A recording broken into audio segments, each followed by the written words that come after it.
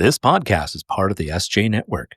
Go to s-j-network.com for more great podcasts and for contact information on publicist Steve Joyner. Riva, today's guest on the show is Andy Imhof of the Pardon My Fork podcast. I know. Did you know he and his wife competed in a cooking competition? Sure, maybe the Sherpa will learn a thing or two about cooking after this episode. Then maybe he won't refer to himself as the king of spaghettios. Or the prince of hot pockets. Attention, rebels of the Sherpalution. Today's podcast is being brought to you by Audible.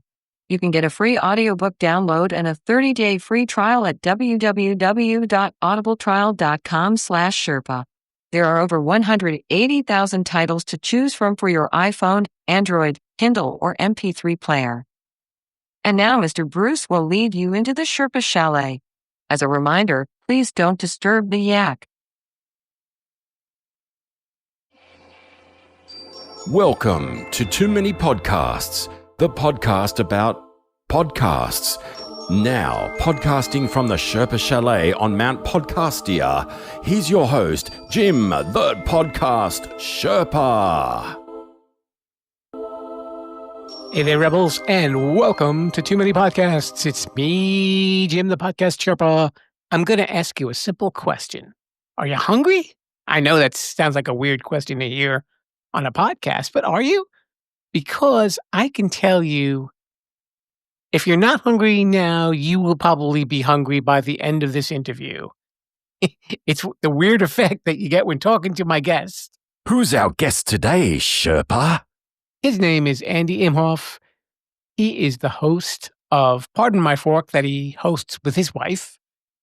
And they talk about, well, of course, food stuff and food sport and all sorts of cooking stuff. And I made it a point to have a good meal before I actually spoke to Andy. And I was still hungry by the end of the interview. Not fair, Andy. Not fair. But anyway, I really enjoyed it. And he gave some interesting pointers, and he talked about eating some interesting food and doing some interesting things with food. Careful, get that mind out of the gutter. Stop that. You, I see you over there. Yeah, you with the hat. Knock that off. Oh, anyway, let's get back to this. And we will take a listen. My conversation with Andy Imhof of Pardon My Fork. Hello, Rebels. We are in the kitchen at the Sherpa Chalet. And my guest today is a guy who hosts a podcast with his co-host and his co-host in life, his wife, Corey Ann. His name is Andy Imhof. The name of the podcast is called Pardon My Fork. Yes, sir. Hey, you just talked about being in the kitchen, the Sherpa kitchen. I actually took the advice of one of the positive reviews of your podcast. Really? Yeah. Do you know what that is? No, hit me. Yeah. I'm not making this up. If you look through your reviews, I know we don't usually like to do that, but if ever you get curious, I just saw someone say, don't listen to this podcast on an empty stomach because you're going to be hungry by the time that you're done. Yeah, that is a fact. Yeah. That is the truth. And tonight, my wife and I went out for a belated birthday dinner for her, and we even stopped and got some pastry. So I'm good. I'm full. I'm ready to rock and roll, my friend. Awesome. We can do it right this time. You don't have a beverage with you, do you, Jim? Unfortunately, I do not. Oh, man. See, I've got a couple of things that I'm going to be sipping on while we talk. A couple of things that are local, actually, to me here in Oregon. I have a Rogue Rolling Thunder stouted whiskey, and I'm going to be chasing it with a little bit of Barcidius. Gosh, I forget which beer this is now. I buy them a keg at a time. That's the problem. I think this is the Cherry Troctabulus from them. Were you more concerned with drinks? Did you know more about alcohol and beverages before food, or did the cooking element come first? The cooking element came first. We always had a little bit of the drink element. That's mostly because my first show was actually called Boost, Booze, and Barbecue. And it was a variety show. We enjoyed doing that show. But as happens in life, my co-host moved to a different town, got a house, got pregnant, like the whole thing. And so things were not going to work out anymore. And so I put a hiatus on that show. It's actually back now, but we had such a long hiatus that it's been kind of a slow go trying to pick things back up. But, the booze portion had really come in at the same time as the food with that. it focuses mostly on automotive talk. And then the fair portion of the booze and the barbecue. Pardon My Fork has really just encompassed the food part. And here in the last 3 months, with the whole COVID thing, we started doing some like virtual tastings. And it's amazing to me how many people have gotten on board. Seriously, we get sent stuff all the time to taste and drink. We have tons of people who tune in locally. Your listeners, if they're not familiar with Oregon, this won't really mean a whole lot to them, but we are the most watched and listened to food-related podcasts in the Mid-Willamette Valley. Congratulations. Thank you, my friend. It's a bit of an accomplishment. It's Sure. not like we're the biggest in Oregon or something like that, but as far as our specific niche, we go out to about 16,000 people a month, and I'm very proud of that. How did you first get involved in the beginning with food and restaurants and drink? And what were your earliest? So I actually grew up in a restaurant. I started in my parents' restaurant when I was 12, and it was just a pizza joint, but I learned all the basics. I learned how to, work a knife and roll dough and, what cooking temperatures are and what flavors I liked and flavors I didn't like. Got me out of the yummy phase. The yummy phase is what we call people who eat breakfast cereal for dinner because they just say, man, this is what tastes good. We go to a restaurant with them and they look around and they just go, man, I'll just have a dry burger. Bring me some ketchup on the side. Those people, they're still in the yummy phase. They haven't developed their palate really. They haven't gotten out of their comfort zone of food, if you know what I mean, Jen. Mhm. I kind of broke out of that early on, I guess is what I'm saying. And when I met my wife, we were 18 and 19. So I've known her for a long time. She's always had a really, really eclectic palate. She is one of those people that has an eidetic memory. She's got like 143 IQ. She's a doctor, but she remembers everything she smells. And that really lends itself, by the way, to when you're tasting food, because the majority of your sense of taste comes through smell. Most people already know that, but what they don't know is that your limbic system is the most closely tied to your memories. So in any given person, their strongest sense tied to their memories, it's not sight, it's not sound, it's smell. And taste will go along with that as well. But for the most part, it's smell. And so that's what made it such a knockout, when I was able to bring her along. And I'll be honest, she wasn't really into the whole podcast thing.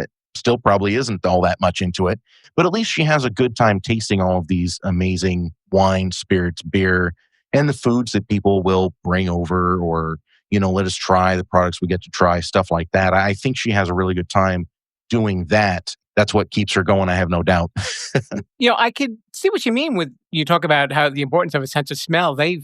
I've heard that said that if a person is selling a house, they said that they should bake an apple pie when people come to see the house, because when people walk in, they said they recognize that smell and it kind of takes them back, like if they were a kid or something like that. So that has upsides and downsides. The downside to that right now, and it's so funny you bring that up because I actually produce a real estate podcast. Oh, okay. Yeah, I have a realtor that comes and uses my studio and I produce for her. I've asked her that question, like when we go to sell our house, shouldn't we like bake cookies or something? And she said, actually, no, you shouldn't. And the reason is because this is in Oregon. I don't know how things are in Long Island, but in Oregon, it is such a seller's market. There are so few homes on that they are just flying out the door. And so if a person walks in, they're not viewing 10 homes that day.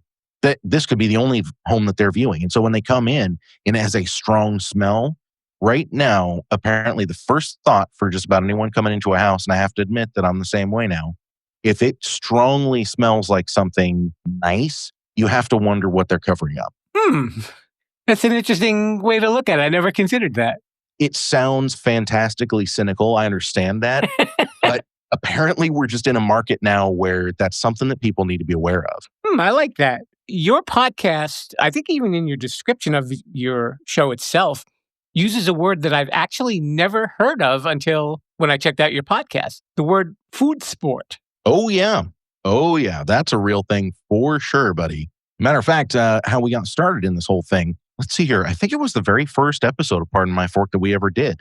We had gotten a local food sport competitor who had won the, oh gosh, I'm going to screw it up. Ooh, I'm so sorry. It's Kim Bannock. So you can go out and look it up. I think it was in 2016. She was the world seafood champion. And we brought her in. We had her on the show. She and my wife, they instantly bonded.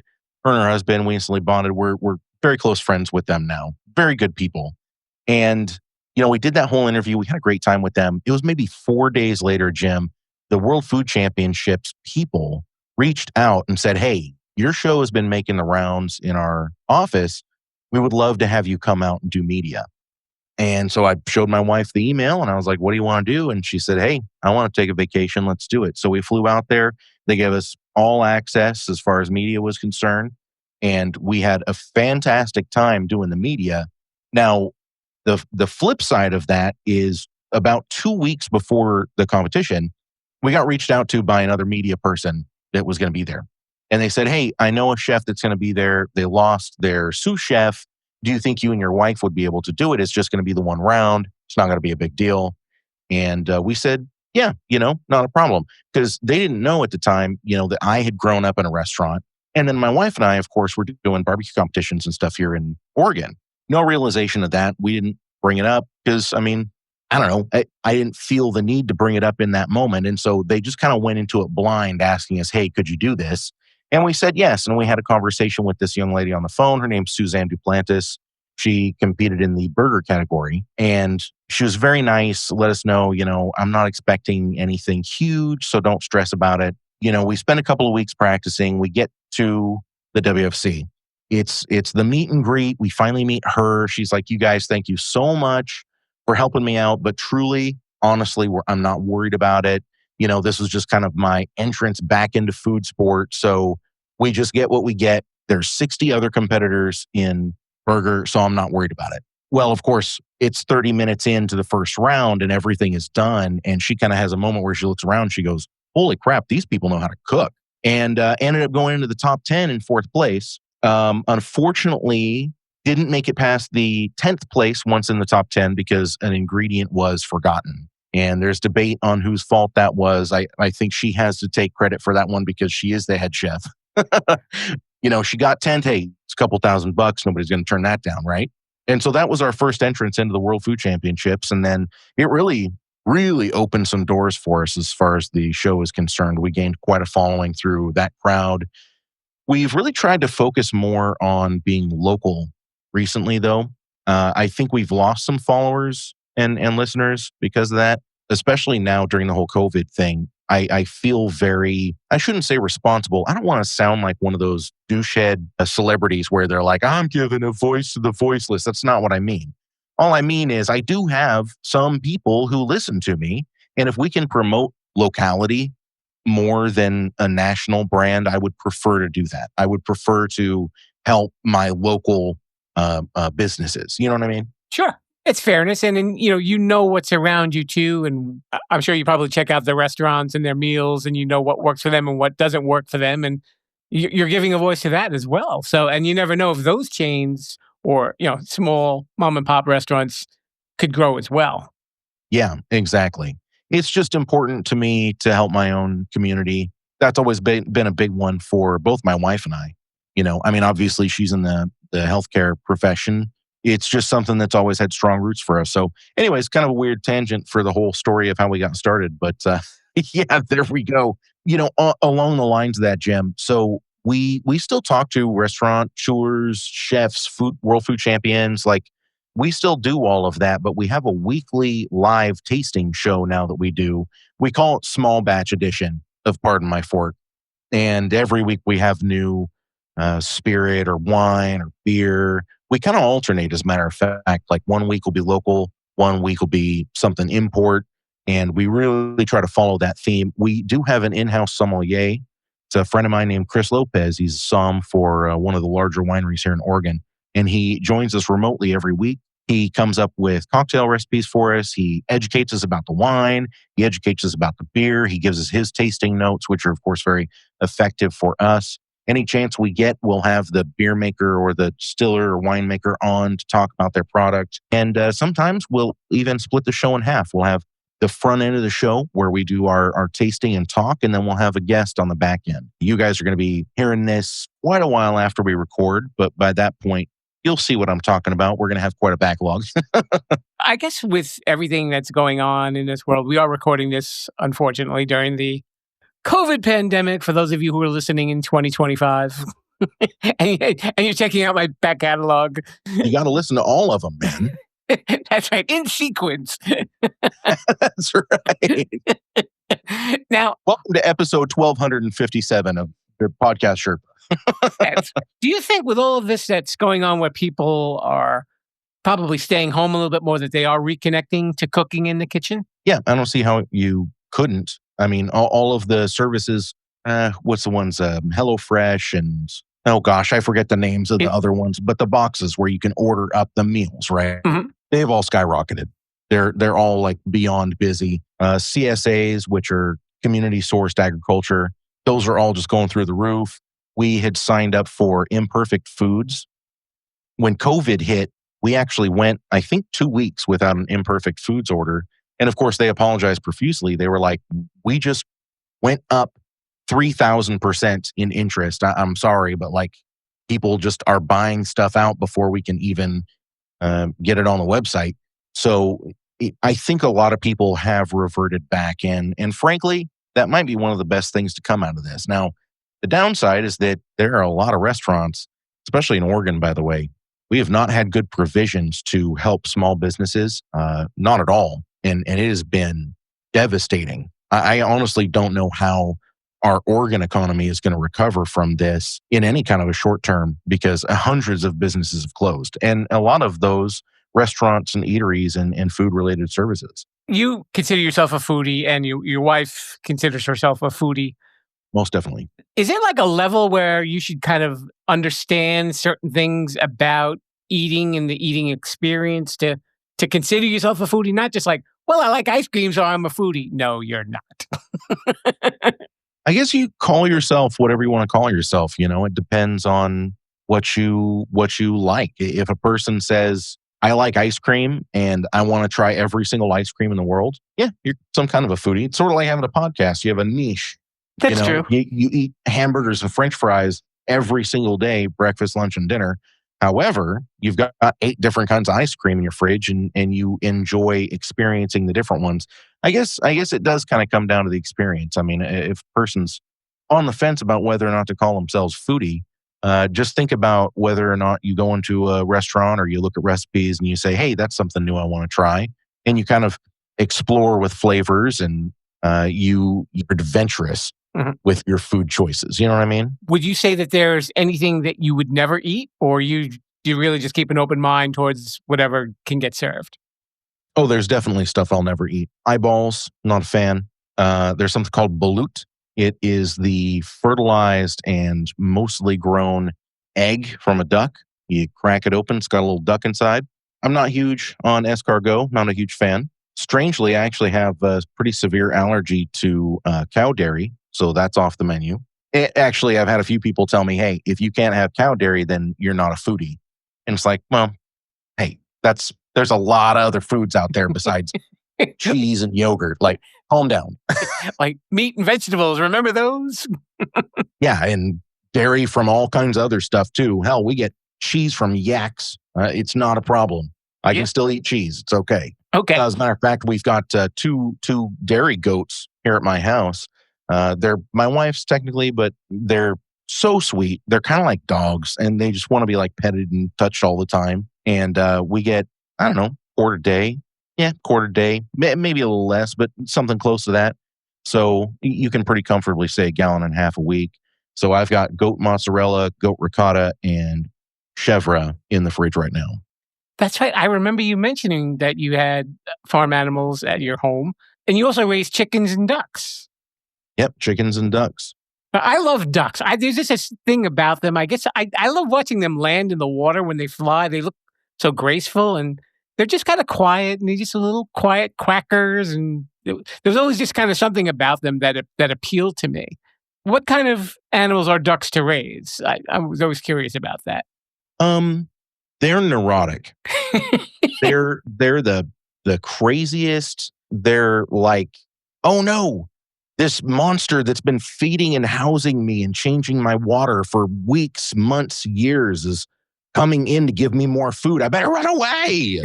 That's what ducks are. They are neurotic. They are just insane. As a matter of fact, we just rescued 2 ducks. It was a friend of a friend.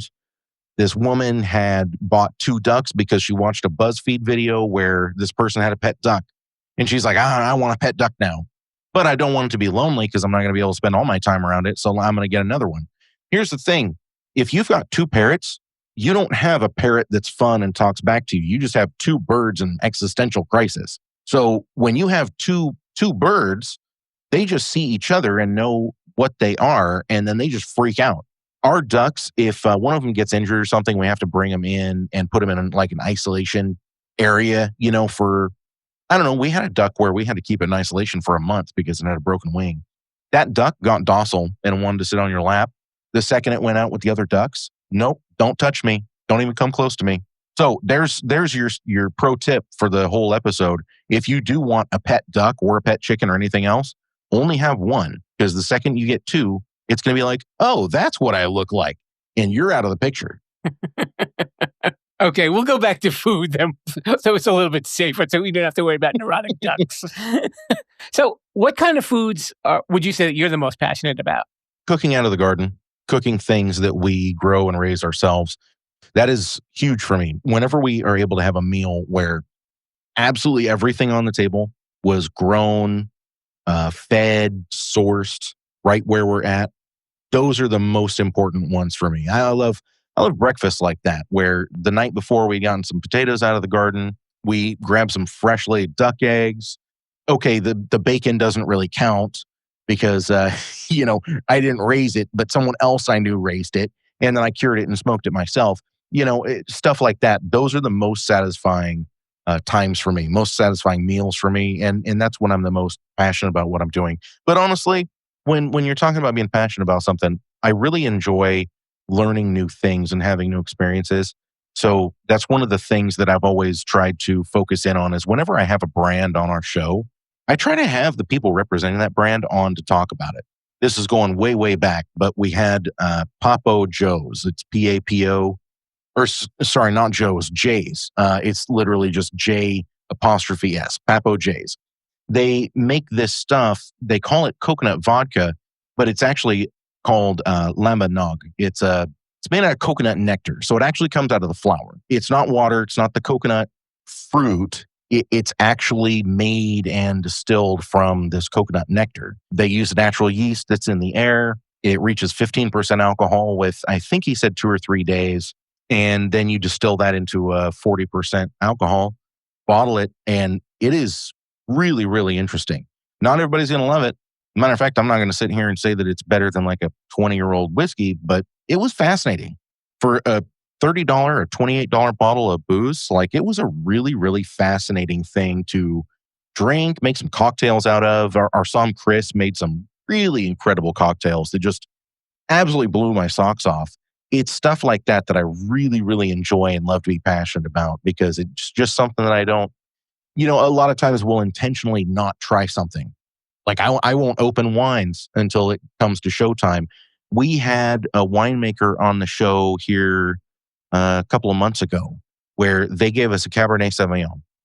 And it was grapes from 1.5 acres in the Applegate Valley of Oregon, which is known for having a lot of microclimates. I want to say it's like 27 different microclimates. Literally, there's a different climate for every acre. It's shocking. And so they took these grapes and, it's an acre. So they got, 600 pounds off of that acre and a half. I think it made, what did they tell me? $200 200 bottles of wine. It was like 40 cases or something like that. And, that's 450 bottles, but you know what I'm talking about, a super limited run. And of course, it didn't taste like any Cabernet I'd ever had. It tasted like blueberry juice. It was just shocking. And I really enjoy having experiences like that, especially on air, where I can just go, oh my gosh, this is not what I expected. It's totally different. Now we got to talk about it, right?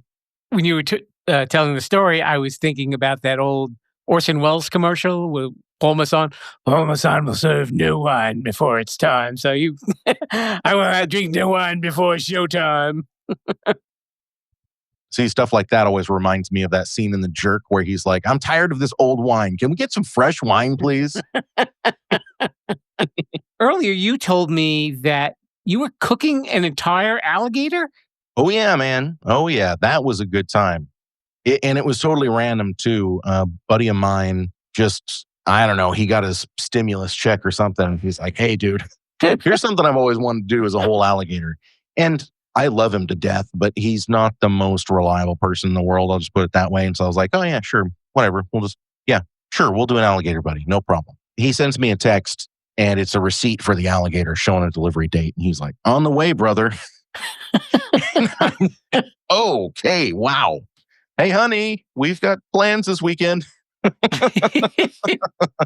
So, yeah, it was good. And actually, I posted that day, hey, we're getting an alligator apparently. So be looking for that. And I don't know, 4 hours later, I got reached out to by this company called Billy Twang's Barbecue Rub. And they said, hey, just saw you're doing a whole alligator. We'd love to have you try our rubs on it.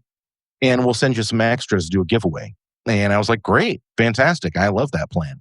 So I ended up using their rubs on the gator and it was delicious. We gave away bottles. That was really cool. I tried to keep the giveaway very local because listen, sure, you can send them wherever you want in the country, but again, trying to build that local brand. It's worked out and the gator was amazing. The only thing I would do is it was a big gator, right? That tail was so thick and I have to admit, it did not cook all the way through the way I would have liked it to. And so next time around, I will be separating those muscle groups, just using a thin knife and separating those muscle groups away from the bone. And I'll probably put some, I don't know, sausage or something in there, but I'll make big enough cuts in the sausage where it acts as like an air gap and we'll get some air flowing around it. So you can pretty much eat most of an alligator's body then from the torso to the tail? Everything is edible? Yeah, for sure. Mm-hmm. Wow. A farm-raised alligator is going to be different from like a wild alligator. Wild alligator, it's not going to have a stitch of fat on it because it has to fight for survival all the time. A farm-raised alligator has quite a bit of fat on it. And that's another thing. I should have done a better job of trimming that fat. However, some of the fat is internal. So it's one of those things where you just kind of got to know what you're looking at as you're taking the thing apart. Because I definitely had a couple of times where I got of fat and I didn't realize it. And I was like, ooh, that texture is not quite right, but that's okay. You spit it out and you huck it. As a matter of fact, the chickens, the little raptors, they ate everything off of that spine. I don't know why. It was probably the booze flowing, but I was like, all right, we got this alligator spine left and it's got all this meat on it. And so we hucked it into the chicken yard. And they picked that thing clean. Honestly, Jim, I cannot wait for when we sell this house. Somebody's going to be gardening in that backyard and they're going to run across this 4.5 foot long spine. Because I don't know where it is. They buried it at this point. I have no clue where that spine is. Somebody's going to find it and have a full on freak out. And it's going to be amazing. So what does alligator taste like? Does it really taste like chicken or can we clear this up? No, it tastes like frog legs, quite frankly. It tastes a lot like frog legs. It has the texture of chicken tenderloin. So I think that's where a lot of the taste like chicken comes from, is the texture. But it doesn't have the flavor of chicken. It definitely has the flavor of an amphibian or a reptile. So it tastes a lot like, it's not as gamey as iguana, but it's kind of frog leggy. What's the most unusual thing that you've probably eaten? Rattlesnake. It was good. I had no problem with it. Okay. Barbecue rattlesnake is great. I've tried ostrich once. That was kind of, I thought it was a little chewy. A little too chewy for you? Yeah. That's fair. I'll tell you what we have in the freezer right now is bison. We got ourselves a half bison. And man, I'm excited to cook that thing up. We've got 2 bison farms here in Oregon. And we were finally able to get our hands on one. And this is going to sound expensive. So we ended up paying about $7 a pound after the butcher and packaging and all of that, right?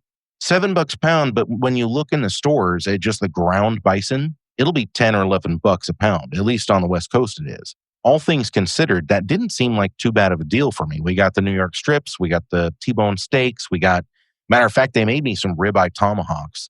I had just sort of like sent them a note going, hey, if you haven't butchered ours yet, if you thought you could make me a couple of tomahawks, I'd appreciate that. And so when I was loading up, I saw them and I was like, oh, yes, these things they're legit 2 feet long. They left the whole rib bone on. Oh, I'm excited about that. If they're any bigger, they'd like tip the car over like Fred Flintstone.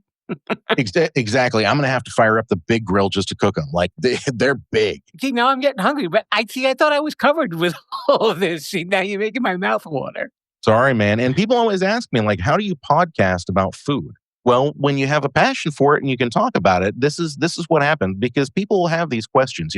You're asking me questions trying to get the flow of the conversation, not realizing that when you ask me these questions, I'm going to have a pretty good answer. And now all of a sudden you're like, oh man, I'm in the mood for this now. I want some. Like, I'll give you an example. A chef buddy of mine did an episode of Pardon My Fork here not too long ago. And it was a small batch edition. So he came and tasted wine, but then he starts telling us about how he wants to make some popcorn after the show. And he's got this recipe. The recipe is very simple. You add about twice as much butter or oil as you normally would for popcorn. And you put a single layer of kernels in the bottom of your pan, right? You get that warming up. And as soon as you see the first pop, you add, and it depends on what size pot you're using, but you add a lot of sugar. I think he added 3/4 of a cup or a full cup, something like that. Essentially making kettle corn, basically. And then he reaches up and pulls this Indian vindaloo spice off of our spice rack. He throws that in there, a little bit of salt, and then covers it and starts shaking it up. And it's popping away, He's listening to it. Finally, no more pops. Turns the stove off, shakes it a little bit more, gives it some good shakes, pulls that top off. He's just made Indian curry spiced kettle corn. And it was one of the best things I've ever had. It was shockingly good. We've made it several times since. And it is just like, it's a new staple in my house. My parents are very vanilla people. Chocolate is exotic for them. They're very vanilla people. I had a bag of that I took over to their house one night. And my mom just sat there and ate the whole thing. She was like, I can't believe how good this is. What's in it? When I told her Indian spice, she about choked on the popcorn. She was like, what? Oh, it's going to be spicy. And I'm like, no, Ma, it's not spicy. He put in a 1/4 teaspoon. I mean, hardly anything, but it's enough to just give you this depth of flavor that was really, really good and really interesting. I'm glad that you tell that story, because that actually leads into my next question. Do you have any certain go-to ingredients or spices or whatever that you usually use when you and Corianne cook to liven up a meal? Yeah, salt and pepper. That's it? Nice and simple? No, I'm telling you, man, salt and pepper. Just give whatever you're cooking a little bit of help. Do you make pasta ever? Yeah. Do you put seasoning into the pasta water? Just the salt when we boil it, when we boil the water. How come? Nothing else? Nope. No, never. I don't know. Any reason why not? My wife will put spices when she's creating the sauce. Sure. But not the pasta. Yeah. Not the pasta, no. So here's my point. Pasta expands 2-3 times when you cook it. It's absorbing all of that water. If the water has a flavor to it, it will imbue that into the pasta, right? Okay. Why not give your pasta as much help as you possibly can? Throw salt and pepper in there. Throw some onion powder in there. Throw a couple of garlic cloves in there. It's not going to hurt anything. It's only going to add to the flavor of your pasta that you're then going to put a sauce over. Flavoring your pasta can really cover a lot of problems you have with your sauce, believe it or not. If your sauce is like, it's there. It's like, 80%, 85% of the way of what I want it to be. So I'll just call that good. If you've seasoned your pasta water and that pasta has a little bit of that flavor to it, that might be that 15% you need just to put it right where you want it to be. Oh, I like that. A nice, easy solution. Mm-hmm. Do you use any, we'll just call them kitchen gadgets when you're making meals, or you just kind of keep it simple? I am a kitchen gadget fanatic. Really? You don't even know. Like, I've got a KitchenAid, a Cuisinart, an Instapot. As a matter of fact, I've got a couple different sizes of food processor. I've got all the attachments for my KitchenAid. And I know that I shouldn't, like Alton Brown has this thing where he talks about single-use tools. You don't ever buy those because you're not going to use them. Like if somebody comes out with a new potato masher, but your old potato masher works just fine, why buy the new one? Well, because the new one's better and I can throw away my old one. Like I like new, fresh kitchen gadgets. I love new kitchen gadgets. I've got, 4 or 5 different wine bottle openers. I mean, which one am I using depends on my day. I've got stuff that follows a different mood. I'm a huge fan of different kitchen gadgets. I think I've started to slow that down a little bit, but one of the things that we always tend to use a lot in the summertime is, what a food saver is, right? A vacuum sealer. Yes. So we have jar attachments. It's a hose that comes out of the hose adapter for the saver. And then there's a jar attachment for it. And what you do is you take your mason jar, you put one of the lids on, no ring, just the lid by itself. And then you put this sealer over the top. It'll vacuum seal that jar and it'll hold that lid in place, right? It's one of my favorite utensils. I don't pull it out as often as I probably should, but let me tell you something. Being able to put something under vacuum, it's going to change the way you cook. Let's say that you want something pickled and you don't have it ready. You don't have the pickles there, or you want pickled carrots or something like that, right? You can literally just boil your pickling solution, pour it over the veggies into that mason jar, and then put that thing under vacuum. Because what pickling is you've got a solution on one side of the cells and you've got water on the inside of the cell. And so through osmosis, you pickle whatever veggie you have in there, right? Because eventually the water that's in the veg and the saline solution that's in the pickling water or pickling juice, it eventually has that crossover through the cell walls, right? What you're doing when you put it under vacuum is you're actually breaking those cell walls. You're not exactly pickling it. I understand that. You're kind of cheating. But when you break the cell walls, you have an instant transfer of that liquid. So what you end up with is something that's maybe not quite a pickle, but pretty darn close, and takes about a half an hour. A little bit of science here. Mm-hmm. Oh, yeah. We're very science-based. My day job is an engineering job. I'm setting up a manufacturing facility, and of course, my wife is a doctor. And so science makes its way into pretty much everything we do here. But I'll tell you, man, science is an important component to have when you're cooking. Going back to canning is kind of a lost art. Like, you need to know how to can food. If a person thinks, oh, I'll just, throw it in a can and put it on the shelf, that ain't the way this works. If somebody thinks that they know how to can meat, but they're not using a pressure canner, they're guaranteed to get some kind of a bug. There's certain ways that you have to do this stuff. And it kind of is a lost science, to be honest. And you guys get to experience that with every little new dish that you guys create. Mm-hmm. Mm-hmm. Yeah, we apply that same thought process. Although I'm not the one that's pulling spices off the shelf, sniffing each one, and then going, oh, no, not that one. Putting it back, grabbing a different one, taking the top off, smelling it again. Oh, yeah, that one. That's how my wife figured out that she liked nutmeg in her fried cabbage. Why are you putting nutmeg in fried cabbage? But it really does. It brings an extra depth of flavor that's quite good. One of my favorite things to cook, actually, is fried pork chops and cabbage. I'll smoke the pork chops up to about 130 degrees, and then we'll finish them in a frying pan. Just quick sear on either side, get them up to that 145, right? And then I'll fry a head of cabbage in there. Head of cabbage, a couple onions, salt, pepper, onion, garlic, and then her pinch of nutmeg, and it is divine. I love it. It's one of my favorite dishes to cook and eat. Yeah, I'm not as adventurous with food, so I know picking up on some of the things that you said, throw a little spice into some of the things that you make, and have a couple of gadgets, I guess, like a good set of knives and a good set of pans and pots that you can depend on. Yeah, those are kind of the given, though. Good set of pots and pans, good set of knives. I don't even, in a home kitchen, I don't even think you need a full set of knives. If you just have a good sized chef's knife, carving knife, usually you can get away with that. Some people might say you want a fillet knife too. You could, but I don't know. It's up to you. I unfortunately have a whole bunch of knives. For the most part, it's because when one starts getting dull, I'll set it to the side and use a different one. And then I'll have like a full day where I sharpen all of my knives. And then I have a drawer full of super sharp knives and I end up cutting myself on. That's just the cycle we go through. I don't like to get rid of things, as silly as that sounds. I have these sentimental attachments to certain things. Like, we've got a knife in our drawer that it needs to go, bro. Like, it seriously needs to go. But I got it at the Northwest Food Service show like 13 years ago, before my wife and I were married. I won it in some kind of a raffle. And it's a good knife, but the handle's all worn out. It had one of those rubber handles that was really popular for restaurants there for a while, but the handle's all worn out now. The blade's still good, handle's all worn out. I really should just toss it because it's, seriously, the handle's all worn out. And I just know that this thing is going to fall apart in my hand at some point.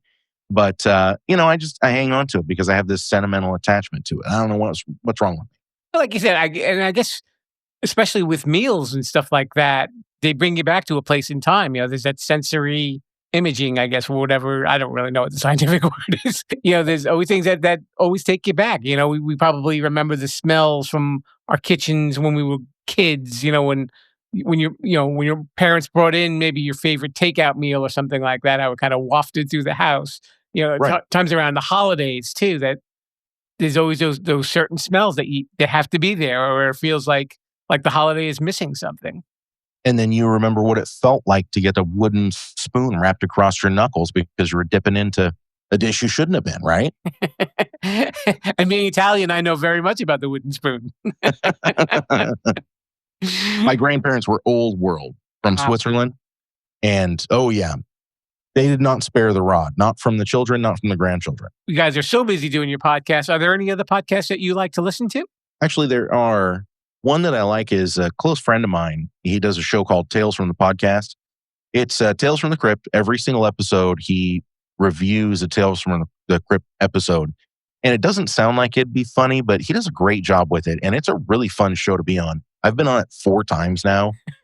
Probably by the time people hear this, it's going to be 6 times because we just have an absolute riot every time we do it.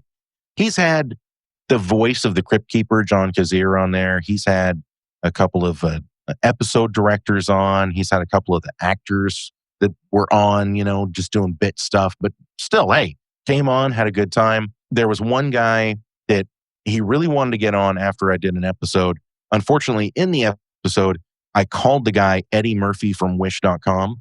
And I don't think he took to that very well. I don't think he's going to end up coming on the show. I think people should go and once they check my show out, obviously. Facebook.com/pardonmyfork, Facebook.com/boostboostbbq, of course, boostboostbbq.com and pardonmyfork.com, and Instagram. I don't use Twitter. It's a cesspool, so just don't even look me up there. Once you're done with that, though, go and check out Tales from the Podcast. Great show. You've handled all of your shameless self-promotion already. You kind of beat me to the punch there, Andy. Yeah, because I know how it goes, Jim. I'm down with this program, okay? I know you're trying to wrap it up. That's why I'm going to make this thing run longer, because now you got to be on the phone with me longer. All right, well, the podcast, like we said, be full when you listen to his show. Andy Imhof and his wife, Corey, and who unfortunately we didn't get the chance to speak to, but I'm sure she would be just as enjoyable as this gentleman has been. Thank you so much for coming on the show. Thank you, Jim. Hey there, Rebels. It's me, Jim, the podcast Sherpa, and thanks a lot for listening to my show. You know what I'm here to do? Help you with your holiday shopping. No, I'm not going to give you my credit card. I've got something better. It's called the Sherpa Shop. If you go to my website, Sherpalution.com, on the About page, you will see a link that will take you to a shop that connects to over 100 websites. And you can buy all sorts of stuff online. It'll definitely make your holiday shopping so much easier. That's not enough? Okay, about this.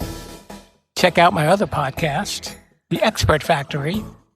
There's an episode about using online shopping apps. They can save you money and maybe even make you a little money, believe it or not. So have a safe and happy holiday season. Viva la Sherpalution, everybody. Let's get back to the show.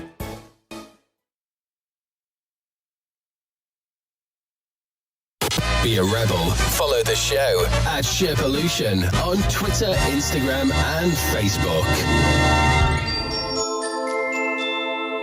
And now it's time for Sherpa Suggestions.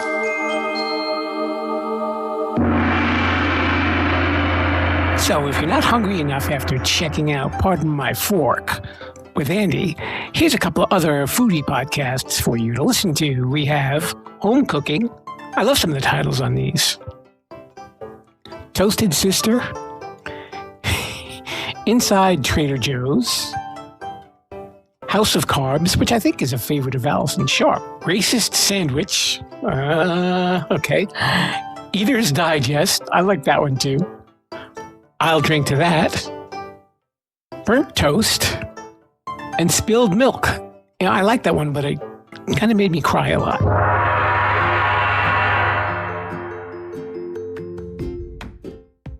So much thanks to Andy Imhof of Pardon My Fork for spending a little time and chatting food things with me, the Sherpa.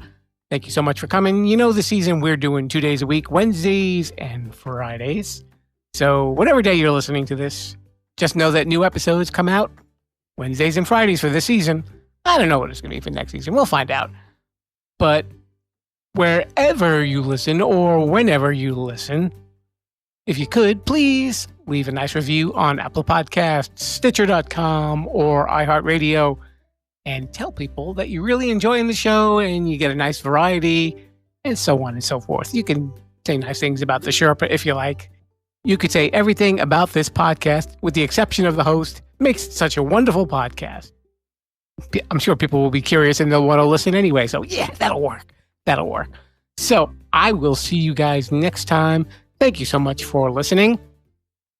And Mr. Bruce, there's some leftovers there and some pastries. You want to split a cannoli with me, sir? And we'll let somebody else get the door, okay? See you next time, folks. Viva la Sherpalution. Thanks for listening to Too Many Podcasts. Please disperse. You can go home now. I said you can go home now. Viva la Sherpalution. Viva la Sherpalution. Oh. Yeah, I'll come back now, you hear?